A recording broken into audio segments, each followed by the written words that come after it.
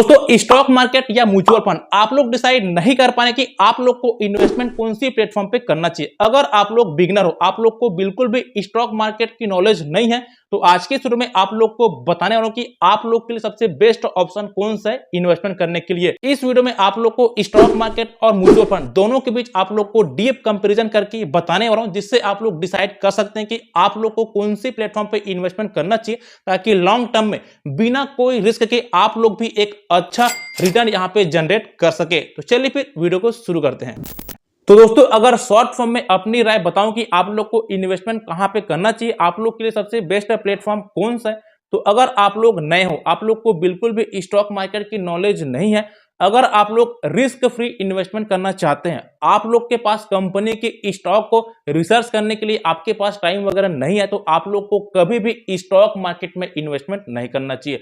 अगर आपके पास टाइम वगैरह नहीं है, आप लोग को बिल्कुल भी रिस्क फ्री इन्वेस्टमेंट करना है, तो आप लोग को स्टार्टिंग म्यूचुअल फंड से करना चाहिए। अगर आप लोग बिगिनर हो, तो आप लोग को स्टार्टिंग म्यूचुअल फंड से करना ही चाहिए, क्योंकि दोस्तों म्यूचुअल फंड में आप लोग का इन्वेस्टमेंट सेफ है। म्यूचुअल फंड में एक फंड मैनेजर होता है जो कि आपके पैसा को मैनेज करता है। एक अच्छी कंपनी की शेयर पीक करने के लिए आप लोग का पैसा इनडायरेक्ट रूप से शेयर मार्केट में लगाता है। तो अगर आप लोग नए हो, तो आप लोग को स्टार्टिंग म्यूचुअल फंड से करना चाहिए। और अगर आप लोग की टाइम हॉरिजॉन्टल 7 साल से ऊपर के, तो आप लोग किसी भी स्मॉल के फंड में अपना इन्वेस्टमेंट कर दीजिए। लॉन्ग टर्म में एक अच्छा प्रॉफिट यहां पे आप लोग को मिलेगा। लगभग 14 से 15% आप लोग को पर ईयर का रिटर्न मिल ही जाएगा। वहीं दूसरी तरफ अगर आप लोग को स्टॉक मार्केट में दिलचस्पी है, अगर आप लोग किसी भी कंपनी की स्टॉक को रिसर्च करने के लिए आपके पास टाइम है, आप लोग टेक्निकल एनालिसिस, फंडामेंटल एनालिसिस अगर आप लोग अच्छे से कर लेते हैं, और आप लोग अगर रिस्क लेकर इन्वेस्टमेंट शुरू करना चाहते हैं, तो फिर आप लोग स्टॉक मार्केट की ओर जा सकते हैं। स्टॉक मार्केट आपके लिए फिर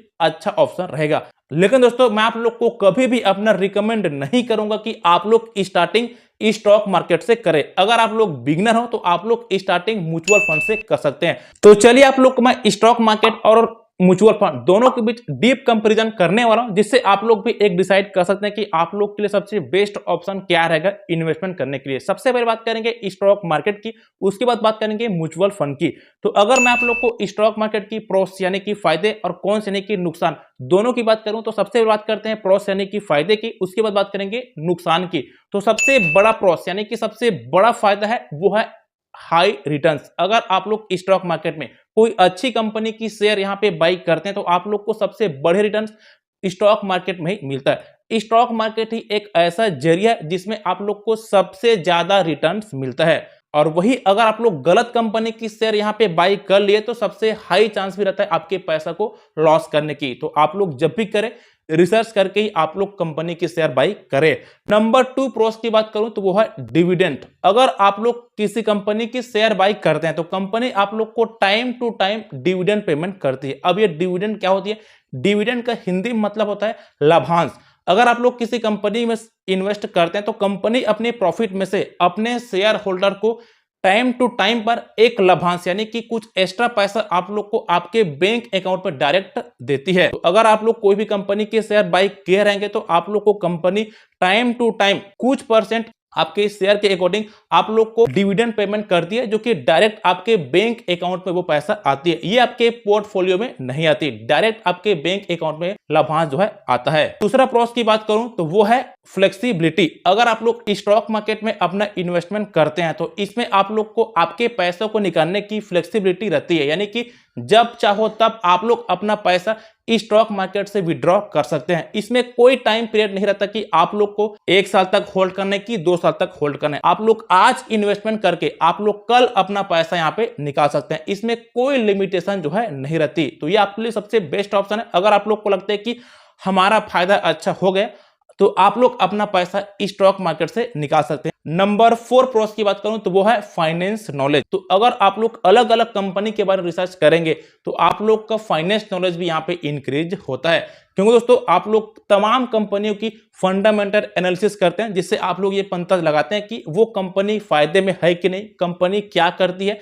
ये तमाम जानकारी आप लोग कलेक्ट करते हैं, जिससे आप लोग की फाइनेंस नॉलेज यहाँ पे बढ़ती है। तो ये तो रही स्टॉक मार्केट की प्रोस यानी कि फायदे की बात। अब बात करते हैं कौन से यानी कि नुकसान की बात। तो सबसे बड़ा नुकसान है वो है हाई रिस्क। अगर आप लोग स्टॉक मार्केट में अपना इन्वेस्टमेंट करते हैं तो उसमें सबसे हाई रिस्क रहता है आपके पैसा डूबने की। अगर आप लोग कोई गलत कंपनी यहां पे बाई करते हैं तो आप लोग का पैसा स्टॉक मार्केट में डूब सकता है। तो ये सबसे बड़ा हाई रहता है, इसलिए रिसर्च करने के बाद ही आप लोग को इन्वेस्टमेंट शुरू करना चाहिए। नंबर 2 कौन सा है? Highly research. तो अगर आप लोग किसी कंपनी की शेयर को बाई करना चाहते हैं तो आप लोग को उस कंपनी के बारे में सबसे हाई रिसर्च यहां पे करना पड़ेगा। जैसे कि आप लोग को कंपनी की टेक्निकल एनालिसिस हो गया, फंडामेंटल एनालिसिस हो गया, कंपनी की बैलेंस शीट हो गया, ये तमाम आप लोग को रिसर्च करना, तब जाके आप लोग एक बेस्ट कंपनी पिक कर पाते हैं। तो इसमें आप लोग को हाई रिसर्च करना पड़ता है। तो दोस्तों ये तो हो गए स्टॉक मार्केट की प्रोस एंड कॉन्स की बात। अब बात करते हैं म्यूचुअल फंड की प्रोस एंड कॉन्स की बात। सबसे पहले बात करते हैं म्यूचुअल फंड की प्रोस की बात। तो सबसे जो बड़ा प्रोस है वो है लो रिस्क। अगर आप लोग म्यूचुअल फंड में अपना पैसा इन्वेस्टमेंट करते हैं तो as comparison stock market, mutual fund में आप लोग को काफी कम रिस्क रहता है। अगर आप लोग की टाइम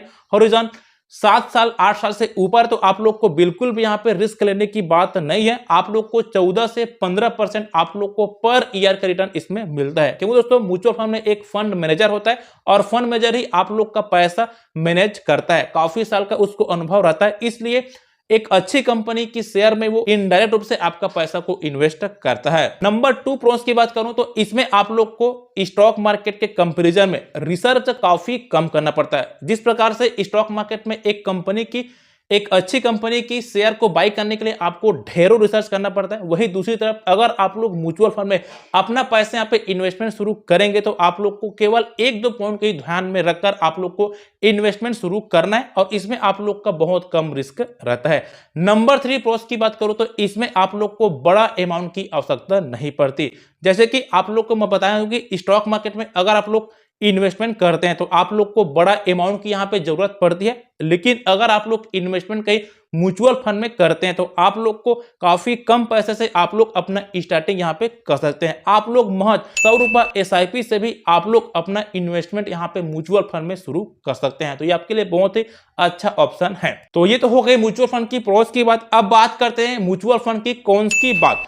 तो दोस्तों कॉन्स की बात करूं तो सबसे बड़ा नुकसान है वो है फ्लेक्सिबिलिटी। तो as comparison to share market, अगर आप लोग म्यूचुअल फंड में अपना पैसा कहीं विड्रॉ करेंगे तो फिर आप लोग को एग्जिट लोड देना पड़ता है। अब ये एग्जिट लोड क्या होता है? तो बहुत सी म्यूचुअल फंड कंपनी अपना एग्जिट लोड लेती है। अब ये एग्जिट लोड क्या होती है? एग्जिट लोड का सिंपली मीनिंग होता है कि अगर आप लोग टाइम पीरियड से पहले पैसा को विड्रॉ करेंगे तो कंपनी आपसे 10 से 20% पैसा चार्ज करेगी। यानी कि जब भी आप लोग इन्वेस्टमेंट करेंगे उसमें आप लोग को दिया रहता है कि आप लोग को 1 साल तक पैसा रखना है कि 2 साल तक रखना है। अगर आप लोग उस टाइम पीरियड से पहले कहीं पैसा निकालते हैं तो फिर आप लोग को एग्जिट लोड के रूप में कुछ चार्जेस कंपनी को पे करना पड़ेगा। तो ये आपके लिए बहुत ही बड़ा यहां पे नुकसान होगा।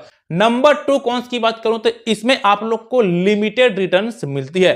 अगर आप लोग म्यूचुअल फंड में अपना पैसा इन्वेस्ट करते हैं तो शेयर मार्केट कंपैरिजन में आप लोग को इसमें लिमिटेड मात्रा में यानी कि कम आप लोग को रिटर्न मिलती है। रिटर्न की बात करूं तो आप लोग को 14 से 15% ही आप लोग का सालाना रिटर्न यहाँ पे मिलती है अगर आप लोग लॉन्ग टर्म के लिए इन्वेस्टमेंट करेंगे तो नंबर 3 कॉन्स की बात करूं तो इसमें आप लोग को शेयर मार्केट के जैसा डिविडेंड यहाँ पे नहीं मिलती, क्योंकि दोस्तों इसमें आप लोग का पैसा आपके फंड मैनेजर मैनेज करती है, इसलिए आपको यहां पे डिविडेंड वगैरह डायरेक्ट नहीं मिलती। तो ये आपके लिए एक नुकसान है।